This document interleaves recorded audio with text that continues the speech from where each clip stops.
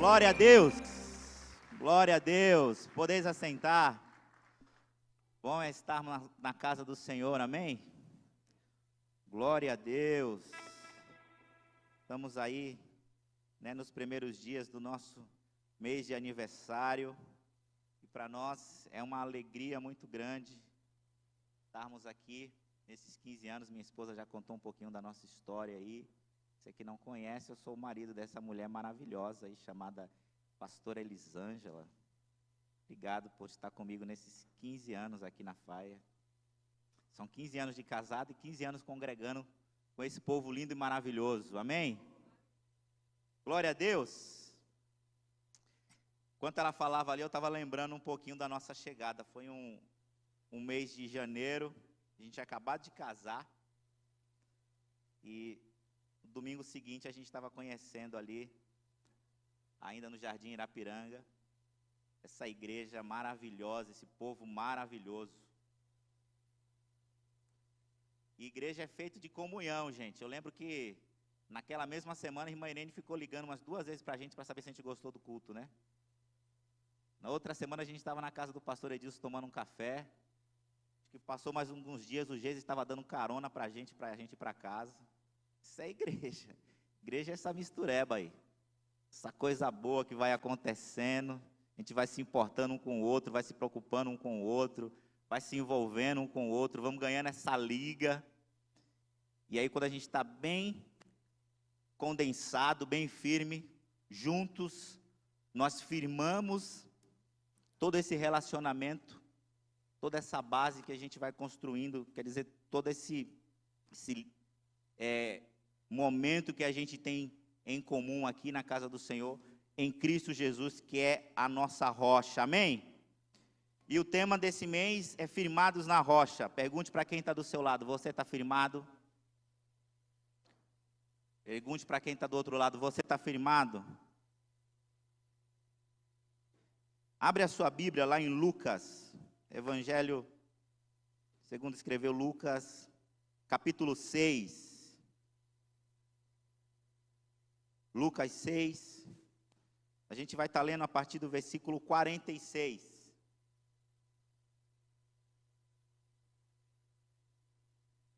Esse é um texto muito conhecido,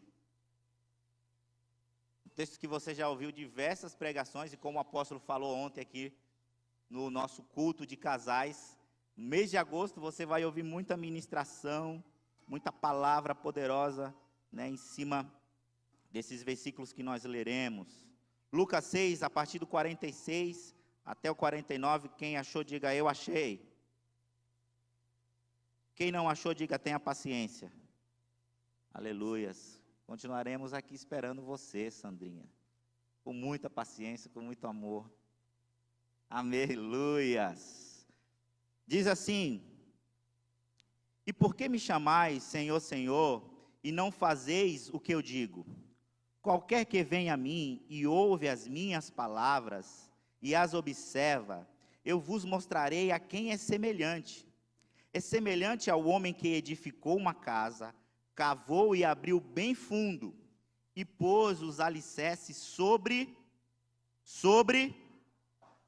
e vindo a enchente, bateu com ímpeto com a corrente naquela casa, e não pôde abalar, porque estava fundada sobre a rocha.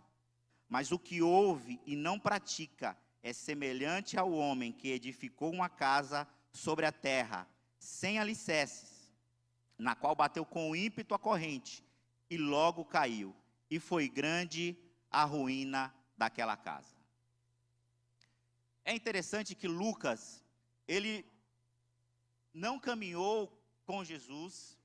Então, todo o evangelho de Lucas, ele vai pegando relatos de pessoas que andaram com Jesus, que ouviram Jesus, que caminharam com Jesus. E Lucas, ele escreve todo o evangelho baseando em muitos relatos de pessoas que foram testemunhas oculares de Jesus, que andaram com Jesus. E aqui Lucas está contando algo, através desses versículos, que é algo que Jesus gostava de fazer muito, que era contar parábolas. Jesus gostava de contar histórias. E tivemos aqui agora há pouco uma palavra muito boa, poderosa com o nosso apóstolo. Ele estava falando sobre o joio e o trigo, que é outra parábola de Jesus.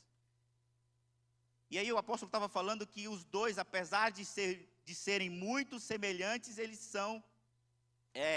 têm características diferentes. Eles se parecem, mas essa aparência, ela é enganosa, porque um tem fruto e o outro é vazio, não tem nada. E Jesus gostava de contar essas histórias, Jesus gostava de contar parábolas para que o povo pudesse compreender, para que eu e você, hoje também, a gente consiga ter uma dimensão dos ensinamentos de Jesus. E tem outra parábola muito gostosa de ouvir, muito fácil da gente interpretar. Jesus, ele fala que tinha um homem que tinha 2 filhos, e esse homem chega para um dos filhos e fala assim: olha, vá para a vinha trabalhar, preciso de você lá hoje à tarde trabalhando. E o filho olha para o pai e fala: eu irei. E aí ele chega para um outro filho e diz: eu preciso que você também vá para a vinha trabalhar, preciso de você lá essa tarde trabalhando. E esse filho olha para o pai e diz: eu não irei. Só que o que disse que não iria, ele foi. E o que disse que iria, ele não foi. E aí Jesus pergunta: quem obedeceu? O que falou que não iria e foi, ou o que falou que iria fazer, que iria, que estaria lá e não apareceu? A resposta é muito simples. Às vezes a gente entende uma ordem, compreende a ordem, ouvimos uma palavra, entendemos essa palavra, compreendemos essa palavra, falamos com a nossa língua e com os nossos lábios que nós iremos cumprir essa palavra, mas nós não vivemos e não cumprimos essa palavra. E nesse texto de Lucas, Jesus está falando exatamente isso. Vocês costumam me chamar de Senhor da vida de vocês, vocês costumam me reverenciar, vocês costumam sentar aqui e me ouvir, mas vocês não estão praticando o que eu estou ensinando. É o pai desses 2 filhos que diz: eu preciso de vocês. E um diz: eu não vou continuar com você, eu não vou te ajudar, mas no final acaba ajudando. E o que está falando: eu estou do seu lado, eu vou te ajudar, e não cumpre nada. Jesus, ele gosta de fazer esses paralelos para que a gente possa entender. É como as 10 virgens, 5 prudentes e 5 insensatas. Caminhe um pouquinho para trás, no livro de Mateus. Agora aqui nós já temos Mateus, que é um dos discípulos que andou com Jesus, caminhou com ele. E Mateus está bem na hora, Mateus está ali presenciando Jesus contar um dos sermões mais pregados, falados pelos teólogos, para quem gosta de destrinchar a palavra de Deus. O Sermão do Monte é maravilhoso, e aqui no livro de Mateus, no capítulo 7, a partir do versículo 24, Mateus vai trazer esse relato também que Lucas nos conta aqui no seu evangelho, no capítulo 6. Mateus 7, a partir do versículo 24. Jesus diz assim: portanto, quem ouve estas minhas palavras e as pratica, é como um homem prudente que construiu a sua casa sobre... Caiu a chuva, transbordaram os rios, sopraram os ventos, deram contra aquela casa, e ela não caiu, porque tinha seus alicerces na rocha. Mas quem ouve estas minhas palavras e não as pratica, é como um insensato que construiu a sua casa sobre areia.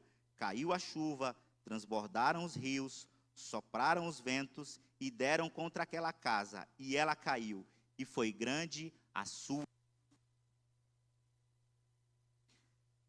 Mateus, ele vem finalizando aqui o Sermão do Monte no seu livro, no seu relato. E quando a gente começa a ler, desde o capítulo 5 até o capítulo 7, a gente começa a entender um pouquinho daquilo que Jesus está finalizando aqui no capítulo 8. Desculpa, no capítulo 7. A gente começa a ter uma dimensão daquilo que essa base, é essa pedra firme, é esse solo rochoso, seguro. Desde o 5 até o 7, a gente começa a compreender o que Jesus está tentando colocar dentro do coração daquelas pessoas que estavam ali naquele monte, ouvindo as suas palavras. E eu gosto de dividir o Sermão do Monte em 5 partes. A primeira, não será fácil ser um seguidor de Jesus. Se você abrir o capítulo 5 de Mateus, você vai entender muito bem o que Jesus está falando. Não será fácil ser um seguidor de Jesus. Se você está achando que vai ter facilidades, vai ter vida fácil, sendo um seguidor de Jesus, se prepare, capriche os seus lombos, porque vai vir porrada, e porrada das grandes. Perseguição, e Jesus fala isso. Jesus fala bem assim, olha, felizes serão aqueles quando perseguirem vocês e jogarem vocês nas prisões.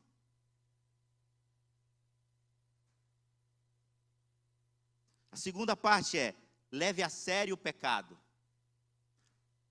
Jesus está falando no Sermão do Monte, ei, vocês precisam levar a sério o pecado. O pecado é coisa séria. Nós não podemos vacilar com o pecado. E aí Jesus fala algo que para muitos é algo pesado, mas Jesus é muito claro, e ele fala assim, se o seu olho te faz pecar, arranque esse olho fora. Se a sua mão te faz pecar, arranque essa mão fora, leve a sério o pecado. Poxa vida, ser servo de Jesus, vai ter perseguição, e agora se eu pecar, ele quer que eu corte a mão ainda? Terceiro ponto que eu gosto muito do Sermão da Montanha é, busque a Deus em oração e adoração íntima, secreta. Jesus quer que os seus seguidores, Jesus quer que aqueles que o ouvem, que o escutam, busque a Ele no secreto. Jesus fala, olha, vá para o teu quarto, busque o teu pai em secreto, e o teu pai que te vê em secreto te recompensará. Não seja como os hipócritas, como os fariseus que fazem aquelas orações para que todos vejam. Não sejam como muitos que quando estão jejuando, ficam lá todo desfalecido, com a barriga murcha, com aquele olho caído, para que todo mundo saiba que ele está fazendo um jejum. Ei, busque a Deus, busque o seu pai em secreto. Mas aí Jesus começa a vir com outra parte do seu sermão, e ele diz, confie no amor e na provisão de Deus. Essa é a quarta parte que eu acho maravilhosa no Sermão da Montanha, porque Jesus fala bem assim, observem os pássaros, olhem os lírios no campo. Será que o pai de vocês que cuida dos pássaros, cuida dos lírios, cuida dos campos, não vai se importar com vocês? O pastor, ele não trabalha, ele não segue, ele não semeia, e mesmo assim ele encontra alimento. Você acha que o Pai do céu, o Pai celestial não vai cuidar de vocês? Confie no amor e na provisão de Deus, não se turbe o vosso coração, não andeis ansiosos, porque Deus está olhando e cuidando de vocês. E aí Jesus, ele fecha aqui, no capítulo 7, de Mateus, depois de falar sobre que não será fácil ser o seu seguidor, que precisamos levar o pecado a sério, que devemos buscar a Deus em intimidade, no secreto, uma adoração no secreto, que devemos confiar na provisão de Deus. Jesus agora ele fecha aqui no capítulo 7 dizendo, vocês precisam praticar tudo isso que eu estou ensinando. Nós precisamos praticar de verdade tudo isso que nós estamos aprendendo. Nós precisamos viver tudo isso que nós estamos ouvindo dia após dia aqui, domingo após domingo, semana após semana, mês após mês, ano após ano. Nós precisamos praticar essas verdades. Mas Jesus não amansa, não, ele não alisa, ele não dá sopro. Jesus fala bem assim: mas deixa eu falar uma coisa para vocês, de todo mundo que está aqui, existem dois tipos. Os que vão pegar essa verdade, sair por aquela porta e vivê-las.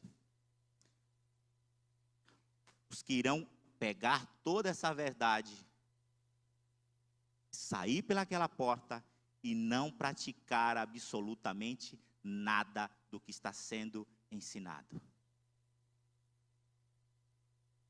A pergunta é nessa manhã, de nós que estamos aqui, de qual grupo nós fazemos parte?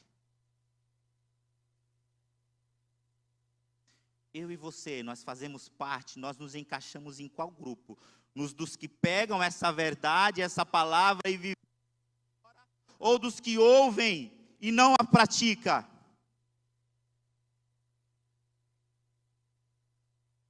Tiago 1 vai falar assim: sejam praticantes da palavra e não apenas ouvintes, enganando a vós. Muitas vezes, irmãos, nós estamos nos enganando. Muitas vezes a gente está sentado aqui, achando que só o fato de estarmos sentados, ouvindo a palavra do Senhor, iremos resistir no dia da adversidade, quando esse vento soprar, quando essa água bater na sua parede, quando essa chuva vier sobre o seu teto. A gente acha que pelo fato de ter sentado aqui num domingo à noite, de fazer parte da assessoria de culto, de cantar no louvor, a gente vai conseguir resistir à adversidade. Nós não iremos se nós não pregarmos essa palavra e colocarmos ela dentro do nosso coração e praticarmos.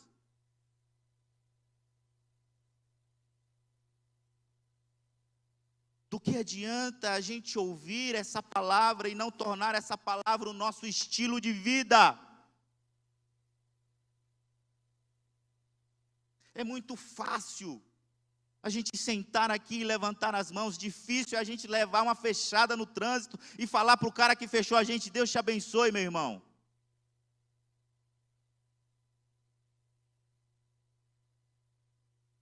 É muito difícil a gente saber que no nosso trabalho tem alguém se levantando para nos derrubar, falando mal da gente, e a gente chegar numa segunda-feira com um presente especial e falar: eu pensei em você, eu trouxe um presente para você.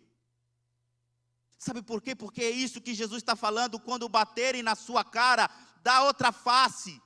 Quando mandar vocês andar 2 milhas, ande 3. Se alguém te levar, se alguém te acusar, não amaldiçoe essa pessoa. Jesus está falando: tudo que eu estou ensinando para vocês precisa ser um estilo de vida. Vocês precisam ser praticantes dessa palavra. Vocês precisam viver essa palavra. Nós precisamos viver essas verdades, irmãos.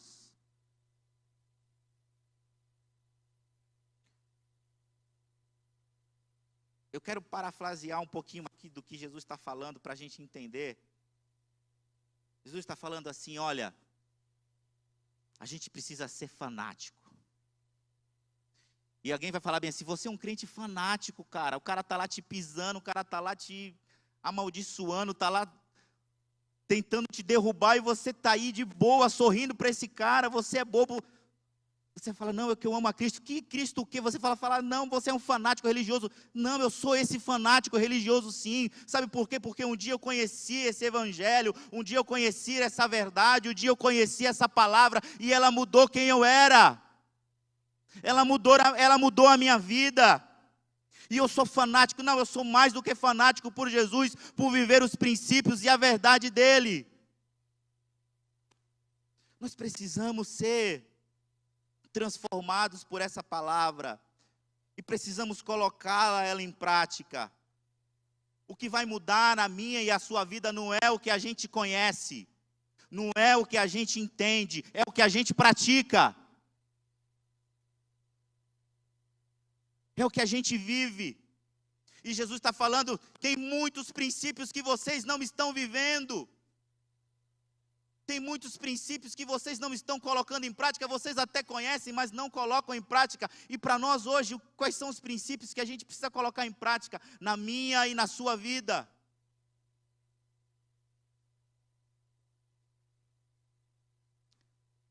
Amar as nossas esposas, assim como o Senhor nos manda na palavra de Deus, respeitá-la.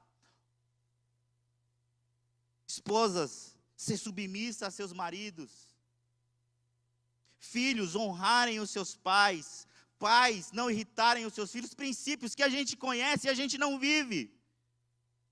Princípios que estão na palavra e a gente não vive. Sabe por quê? Porque muitas vezes a gente é bom ouvinte, mas péssimos praticantes.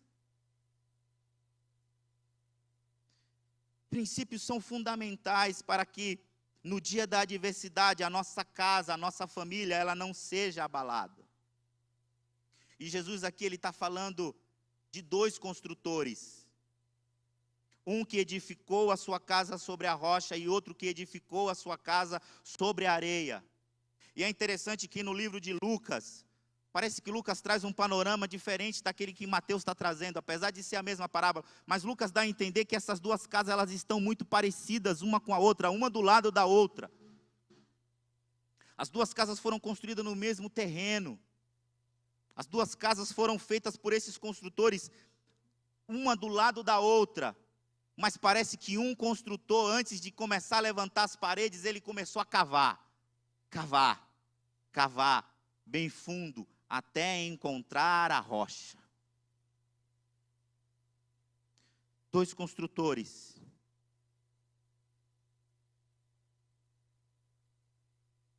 E essas duas casas, que tem paredes, que tem janelas, que são muito parecidas. Uma está firme, a outra está estável. Uma está consolidada, uma o seu construtor, aquele que a levantou, cavou bem fundo, achou a rocha, e a partir daquela rocha ele construiu as suas paredes, ele firmou bem os seus alicerces dessa casa para que ela pudesse resistir.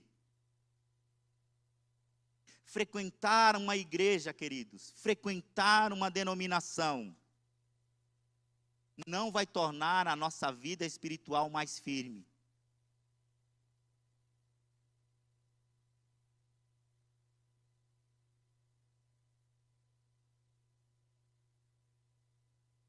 Eu consigo me lembrar muito bem de todos os meus dias de adolescência e de infância em que minha mãe, antes de eu ir para a escola, eu e meus irmãos, acordava a gente meia hora antes, colocava na mesa, colocava o café, abria a palavra e lia.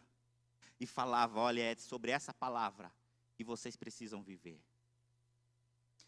É sobre esses ensinamentos que vocês precisam praticar. No mundo, vocês vão ter muitas dificuldades, mas há um Deus com vocês. É sobre essas verdades que eu fui conhecendo desde a minha infância. E isso sabe o que é, irmão? É você pegar uma enxada, é você pegar uma pá, é você pegar uma picareta espiritual e começar a cavar dentro da sua casa. É você começar a gastar energia, força, tempo, para que a sua casa, para que a sua família, para que a sua vida espiritual, ela possa ser firmada nessa rocha. Jesus está falando, pega tudo que eu estou te instruindo, te ensinando, pega todas essas verdades e coloca em prática e firma ela sobre essa rocha. Salmo 62, versículo 6 vai falar assim, Davi fala, somente Ele é a rocha que me salva, Ele é a minha torre alta, não serei abalado. Não serei abalado. O construtor que construiu a sua casa, que pegou a sua casa e construiu essa casa sobre essa rocha, com esses alicerces, firmou bem a sua casa sobre essa verdade, ele não será abalado. A gente vive um tempo hoje que muitas pessoas estão construindo as suas vidas espirituais sobre essa areia, que para mim é mais a sua vontade, porque a areia ela se move, a areia ela se mexe facilmente. Aí ele falou do terremoto, irmãos. É um negócio assustador aquilo lá. A terra ela vem de lá para cá e ela vem fazendo onda assim, ó. Você, baiano, nunca viu terra se mexer. Você fala, meu, o que está acontecendo, Jesus? Que negócio louco é esse? Irmãos, eu não sei quantos já ficaram em cima de uma canoa. E aí sempre tem um engraçadinho que começa a mexer. Parece que você está em cima de uma canoa, varão. Você vai para o lado, vai para o outro, e você fala, mas é terra, é firme. Não é para estar mexendo assim. E a terra, a areia, ela traz essa ideia de ser móvel, de se mexer, de ser facilmente maleável.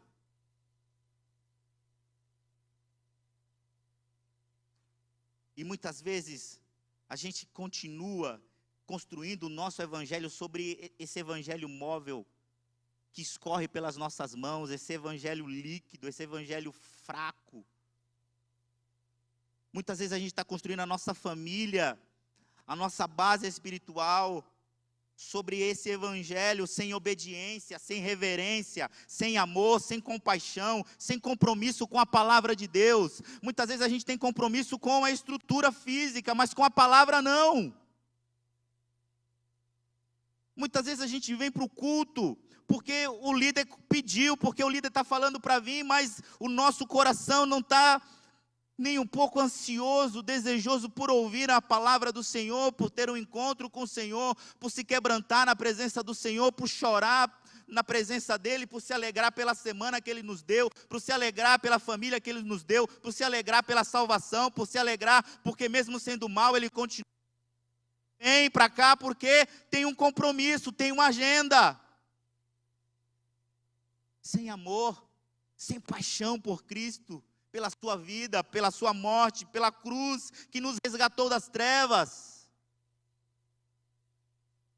Um evangelho espiritual construído sobre esses fundamentos que são areias. Nós temos 2 construtores, 2 casas,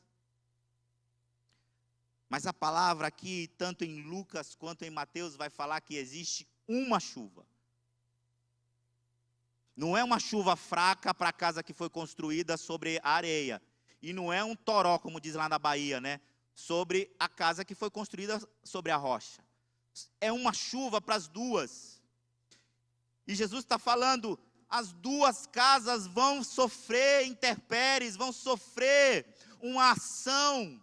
As 2 casas, elas serão encontradas em algum tempo, em algum momento, essas 2 casas serão tocadas, serão visitadas por momentos difíceis, por problemas, por doenças, por separação, por dor, por traição, por mentira. Em algum momento algo ruim virá sobre essas 2 casas.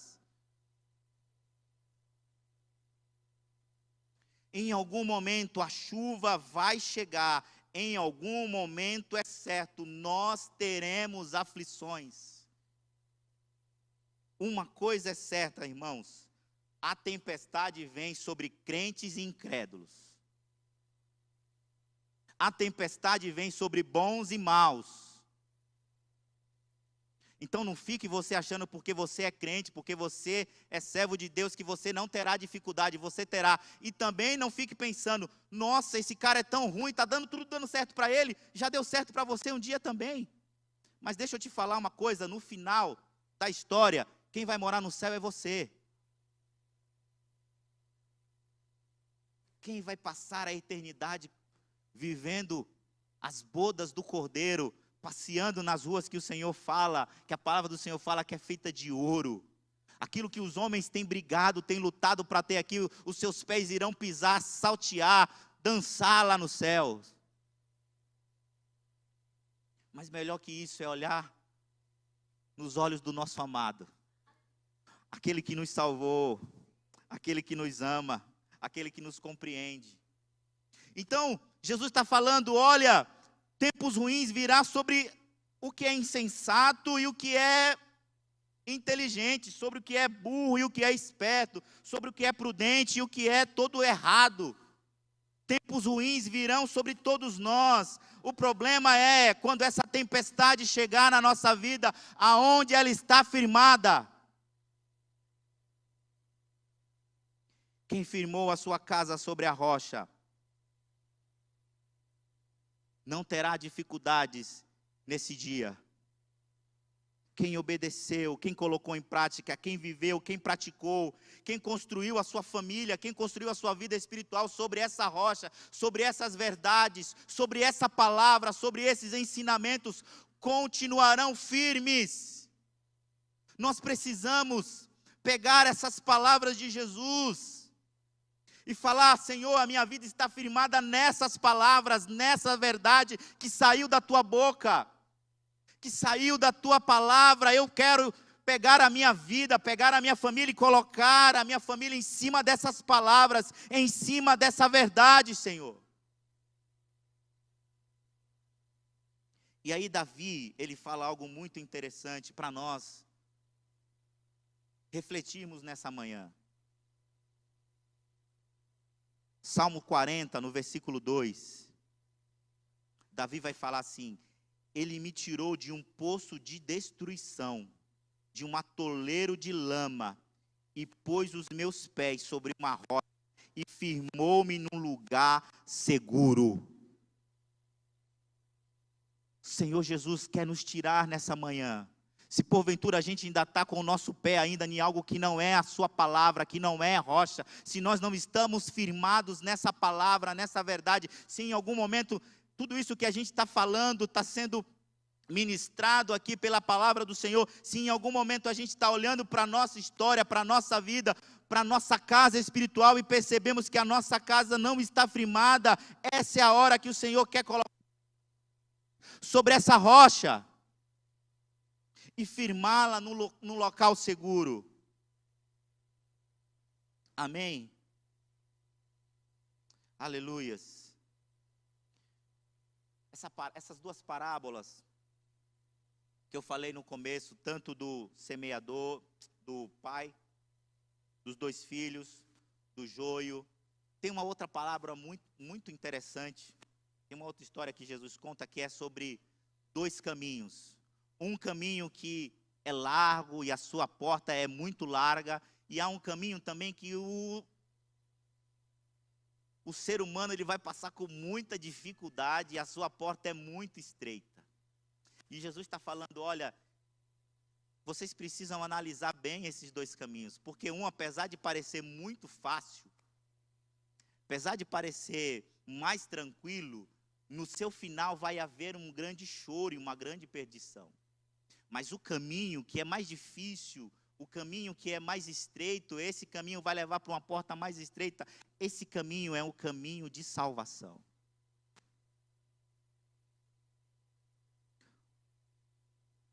No evangelho que Jesus tem nos mostrado, queridos, ser cristão não é sinônimo de facilitação. Ser cristão é sinônimo de ação. Nós precisamos sair daqui e começar a reagir com as palavras que nós estamos ouvindo. Nós precisamos reagir e colocar em prática, porque não será fácil andar por esse caminho estreito, passar por essa porta, mas com certeza, queridos, nós não passaremos por esse caminho sozinhos. Porque a palavra do Senhor vai nos dizer: no mundo tereis aflições, mas tende bom ânimo, porque eu venci o mundo e vós vencerá também. Essa é uma palavra de Jesus e é sobre essa palavra que nós devemos nos levantar e nos posicionar, porque nós sabemos que apesar das aflições, apesar das adversidades, Ele passou e Ele venceu e Ele nos garantiu que nós também venceremos. Vamos firmar a nossa vida sobre essa palavra, sobre essa verdade, irmãos. Não é fácil. Não é simples, mas traz vida. Traz vida para nós. E Jesus está falando, eu sou essa rocha e os meus ensinamentos, eu sou essa rocha e as minhas palavras, o segredo dessas casas, tanto de Lucas quanto de Mateus, é que elas foram fundamentadas sobre alicerces firmes, sobre uma rocha que se mantém de pé até hoje, uma rocha inabalável, e que nós saiamos daqui firmados nessa palavra, nessa verdade, que nós saiamos daqui firmados em Cristo e na sua palavra, para que nada possa abalar a nossa vida, a nossa história, a nossa carreira, para que a gente continue firmes em Cristo Jesus.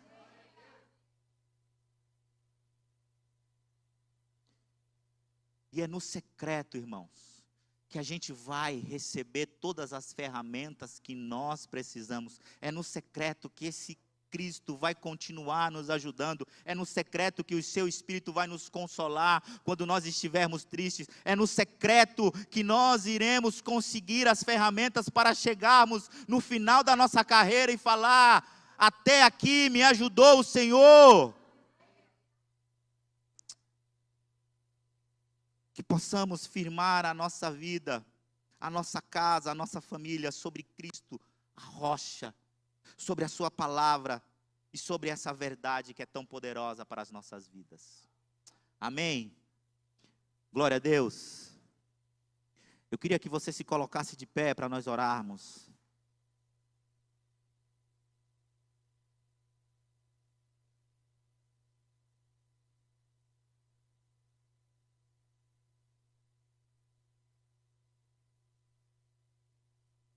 Feche os seus olhos.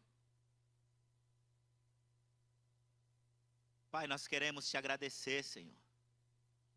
Nós não somos dignos de estarmos na tua casa, de estarmos com os nossos irmãos.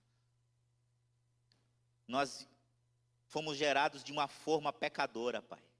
A forma lá em Adão se estragou e a partir daquela forma estragada, todos nós saímos à imagem e semelhança dele.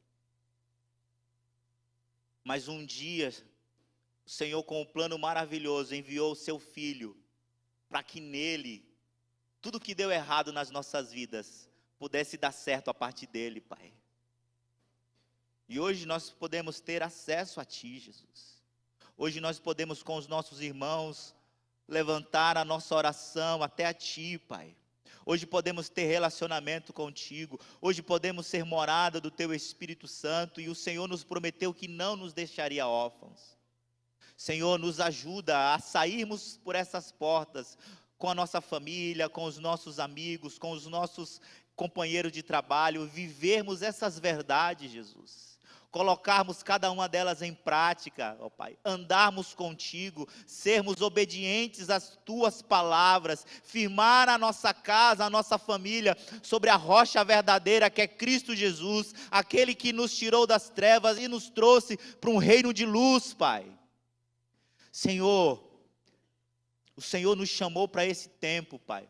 O Senhor nos colocou nesse tempo para essa geração. E é aqui que nós iremos pegar todas as ferramentas e chegar lá fora, nos ambientes em que nós estamos inseridos. E lá nós seremos, Pai, sal e luz. Lá nós seremos testemunhas Tuas de que há um Deus verdadeiro, poderoso, glorioso, que é capaz de fazer infinitamente mais do que aquilo que pensamos, pedimos e imaginamos. Nós servimos a esse Deus, ó Pai, que nos guarda e nos protege. Esse Deus que é suficiente, ó Pai, em nós. E nós te agradecemos, ó Pai, por mais um aniversário da Tua igreja. Nós te louvamos, ó Pai. E nós te glorificamos por tudo que o Senhor já fez nesses anos e por aquilo que o Senhor ainda fará. Nós te agradecemos hoje e sempre, no nome poderoso e glorioso de Jesus que oramos. Amém.